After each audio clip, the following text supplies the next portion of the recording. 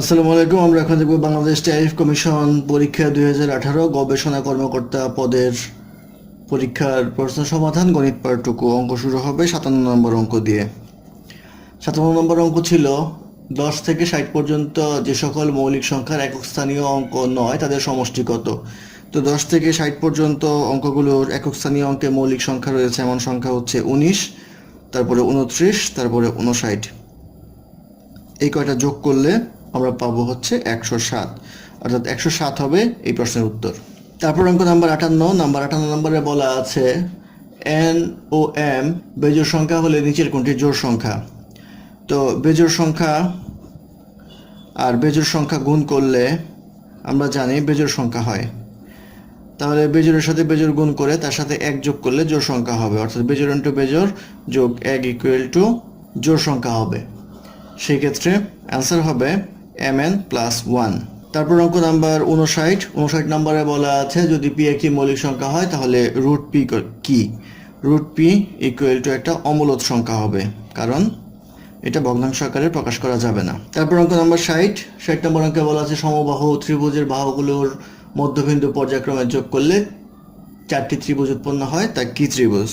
তো সমবাহু ত্রিভুজ মানে হচ্ছে 3টা বাহু সমান এবং তাদের মধ্যবিন্দু যদি আমরা এইভাবে ইন্ডিকেট করি আর এটার মধ্যবিন্দু এটা, এগুলো যোগ করি, তাহলে যে 4টা ত্রিভুজ হবে এগুলো হবে হলো সূক্ষ্মকোণী ত্রিভুজ, কারণ হচ্ছে এদের প্রত্যেকটি কোণ হচ্ছে 90 ডিগ্রির চেয়ে ছোট।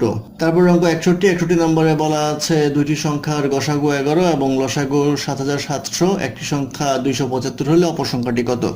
তো আমরা জানি দুইটি সংখ্যার গুণফল ইকুয়াল টু লসাগু ইন্টু গসাগু।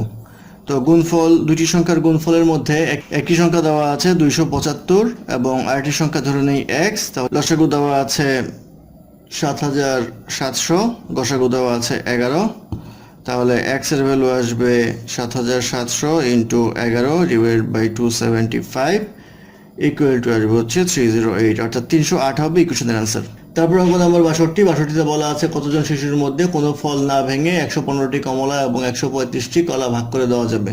তো সেক্ষেত্রে 115 আর 135 এটাকে 5 দ্বারা ভাগ করা যায়, 5 দ্বারা ভাগ করলে আসবে 23 এবং 27, তাহলে 5 জন শিশুকে এই কলা এবং কমলা না ভেঙে ভাগ করে দেওয়া যাবে, 5 জন হবে এই কোশ্চেনের আনসার। তারপরে নাম্বার 63তে বলা আছে কোন লঘিষ্ঠ সংখ্যার সাথে 2 যোগ করলে যোগফল 12, 18, 24 দ্বারা বিভাজ্য হবে। এখানে করতে হয় 12, 18, 24 লসাগু বের করতে হবে। প্রথমে লসাগু যদি আমরা 6 দিয়ে করি তাহলে পাবো হচ্ছে 2, 3, 4, 2 দিয়ে করলে পাওয়া যাবে 1, 3, 2, তাহলে 6 ইন্টু 2 ইন্টু 3 ইন্টু 2, 6 দুগুণে 12, 3 বারং 36, 36 দুগুণে 72, অর্থাৎ 72 হবে লসাগু। এখন বলা আছে যাতে 2 যোগ করলে ভাগ করা যায়, সেক্ষেত্রে এখান থেকে 2 বিয়োগ করতে হবে, বিয়োগ করলে আসবে হচ্ছে 70 হবে এই কোশ্চেনের আনসার।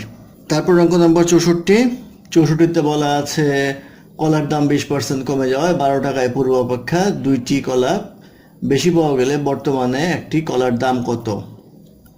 তো কলার আগের দাম ছিল x টাকা, এখন যেহেতু 20% কমে গেল, 20% কমে কলার দাম হবে হচ্ছে 80/100 ইন্টু x টাকা ইকুয়াল টু 4x/5 টাকা।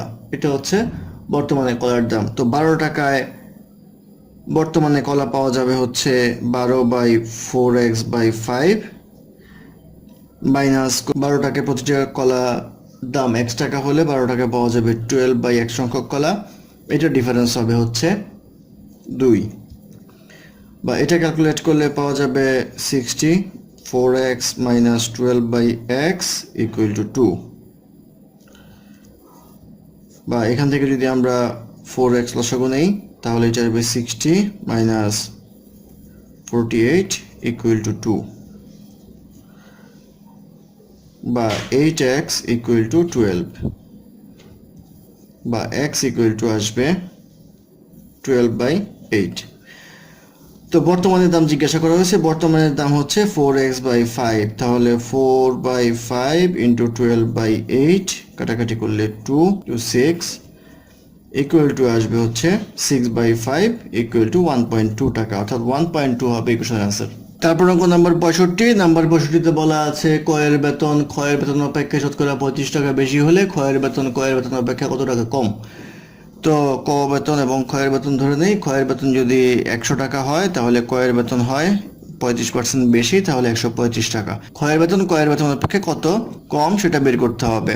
তো কম হচ্ছে আমাদের 135 মাইনাস 100 ডিভাইড বাই 135 কত পার্সেন্ট সেটা বের করবো ইন্টু 100 ইকুয়াল টু আসবে হচ্ছে 35/135 ইন্টু 100 ইকুয়াল টু পাওয়া যাবে 25.92 25.92%, অর্থাৎ 25.92% হবে ইকুয়েশনের আনসার।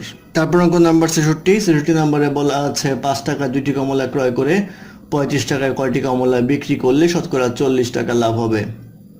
তো 5 টাকা 2টি কমলা ক্রয় করলে তাহলে ক্রয় মূল্য হবে প্রতিটি কমলার ক্ষেত্রে 5/2 ইকুয়াল টু 2.5 টাকা, অর্থাৎ 2.5 টাকা হবে কমলার ক্রয় মূল্য। এখন বলা আছে বিক্রয় মূল্য বের করতে হবে। বিক্রয় মূল্য হচ্ছে 40% প্রফিট করতে হবে। 40% প্রফিট করতে হলে 2 টাকা 50 পয়সা যোগ 2 টাকা 50 পয়সা এর 40% অ্যাড হবে।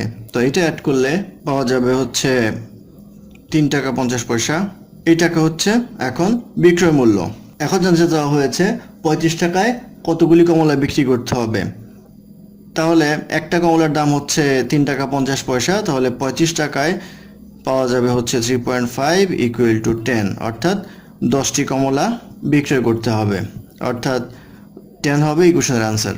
ধন্যবাদ আমাদের সাথে থাকার জন্য। আমাদের চ্যানেলটি ভালো লাগলে অবশ্যই সাবস্ক্রাইব করবেন, লাইক কমেন্ট এবং শেয়ার করবেন। এবং কোনো সমস্যা থাকলে আমাদের কমেন্ট বক্সে জানাবেন, আমরা চেষ্টা করব সেটা রিপ্লাই দেওয়ার জন্য। ধন্যবাদ।